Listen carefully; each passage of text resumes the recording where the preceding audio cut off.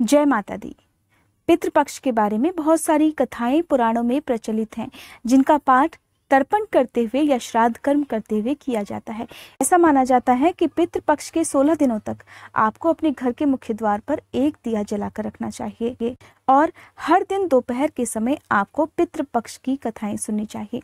आज की इस वीडियो में मैं आपको एक ऐसी कथा सुनाने वाली हूँ जो कि श्राद्ध कर्म के समय सबसे ज्यादा सुनी जाती है। कहा जाता है पितृपक्ष के दिन इस कथा को सुनने मात्र से पितृदोष दूर होता है, जिसके कारण घर में होने वाले जो भी कलह क्लेश हैं उसमें कमी आती है, पितरों का आशीर्वाद प्राप्त होता है, साथ ही जो भी बिगड़े काम होते हैं वो भी बड़ी आसानी से बनते चले जाते हैं। कहते हैं कि अगर आपके पितर आपसे नाराज हैं तो आपको अपने पितरों की मोक्ष की कामना करते हुए श्रद्धा और विश्वास के साथ श्राद्ध कर्म अवश्य करने चाहिए। आइए रसपान करते हैं श्राद्ध पक्ष में सुनी जाने वाली एक बहुत ही पवित्र कथा का। पौराणिक कथा के अनुसार जोगे और भोगे नाम के दो भाई थे। दोनों अलग अलग घरों में रहा करते थे। जोगे के पास धन की कोई कमी नहीं थी, लेकिन भोगे बहुत ही निर्धन था। फिर भी दोनों भाई एक दूसरे से बहुत प्रेम करते थे। धनवान होने के कारण जोगे की पत्नी को धन का बड़ा अभिमान था, तो वहीं भोगे की पत्नी गरीब थी, लेकिन सुशील और शांत स्वभाव की थी। जब पितृपक्ष आए तब जोगे की पत्नी ने उससे पितरों का श्राद्ध करने के लिए कहा। तब जोगे ने इसे व्यर्थ का कार्य समझकर टालने की कोशिश की, लेकिन जोगे की पत्नी केवल अपनी शान दिखाने के लिए श्राद्ध का कार्यक्रम रखना चाहती थी, ताकि वह अपने मायके पक्ष के लोगों को बुलाकर उनकी भारी दावत कर सके। अब जोगे की पत्नी ने उससे कहा कि मुझे कोई परेशानी ना हो, इसीलिए आप ऐसा कह रहे हैं, लेकिन मैं सच कहती हूँ कि मुझे इसमें कोई भी परेशानी नहीं है। मैं भोगे की पत्नी को भी बुला लूंगी और हम दोनों मिलजुल कर सारा काम कर लेंगी। और फिर अगले दिन भोगे की पत्नी सुबह सवेरे आकर घर का सारा काम करवाने लगी। उसने तरह तरह के पकवान बनाए और फिर घर के सारे काम निपटाकर वो अपने घर वापस आ गई, क्योंकि उसे भी अपने पितरों का तर्पण जो करना था। अब जब पितर भूमि पर उतरे तब वे सबसे पहले जोगे के यहाँ गए।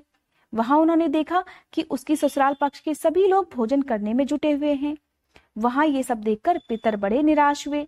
के बाद जोगे भोगे के पितर जो थे वे भोगे के यहाँ गए, जो कि बहुत गरीब था। वहां जाकर उन्होंने देखा कि मात्र पितरों के नाम पर केवल अग्यारी दे दी गई है। पितर उसकी राख चाटते हैं और फिर वे भूखे ही रह जाते हैं, और इस प्रकार भूखे ही नदी के तट पर पहुंच जाते हैं, क्योंकि भोगे के यहाँ पकवान बनाने के लिए कोई भी सामग्री नहीं थी। अब थोड़ी ही देर में सारे पितर अपने अपने यहाँ का श्राद्ध ग्रहण करके इकट्ठे हो गए और फिर वे आपस में बताने लगे कि उनकी संतानों ने किस किस तरह से उनके लिए श्राद्धों के पकवान बनाए थे। जब सभी पितरों ने अपनी अपनी संतान के द्वारा किए गए तर्पण का वर्णन कर दिया, तब बारी आई जोगे भोगे के पितरों की। अब जोगे भोगे के पितरों ने भी सारी बात बता दी। अब उन्होंने सोचा कि अगर भोगे निर्धन नहीं होता तो शायद श्राद्ध करने में बड़ा समर्थ होता और इस प्रकार उन्हें भूखा वापस नहीं आना पड़ता, क्योंकि भोगे के घर में तो खाने के लिए 2 जून की भी रोटी नहीं थी।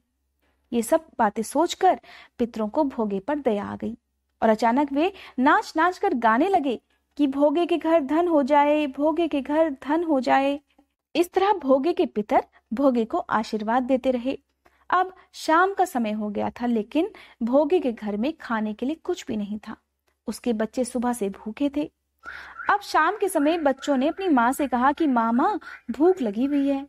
तब उन्हें टालने के लिए गुस्से से गरजकर भोगे की पत्नी ने कह दिया कि जाओ, आंगन में जो हौदी रखी है उसे जाकर खोल लो, उसमें जो भी मिल जाए आपस में बांटकर खा लेना। अब बच्चों ने वहां जाकर जब हौदी देखी तो वे दौड़े दौड़े माँ के पास आए और कहने लगे, माँ हौदी तो मोहरों से भरी पड़ी है।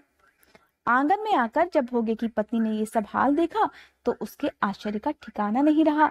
उसने देखा हौदी तो सचमुच मोहरों से भरी हुई है, मोहरे भी सोने के थे।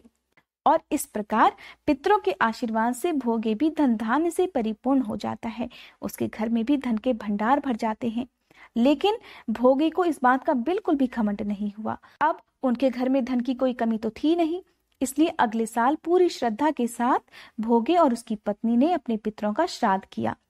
भोगे की पत्नी ने पितरों के लिए 56 प्रकार के व्यंजन तैयार किए और उन्होंने ब्राह्मणों को अपने घर पर बुलाकर उन्हें भोजन भी कराया। साथ ही अपने जेठ जिठानी को बुलाकर सम्मान के साथ सोने और चांदी के बर्तनों में भोजन भी कराया।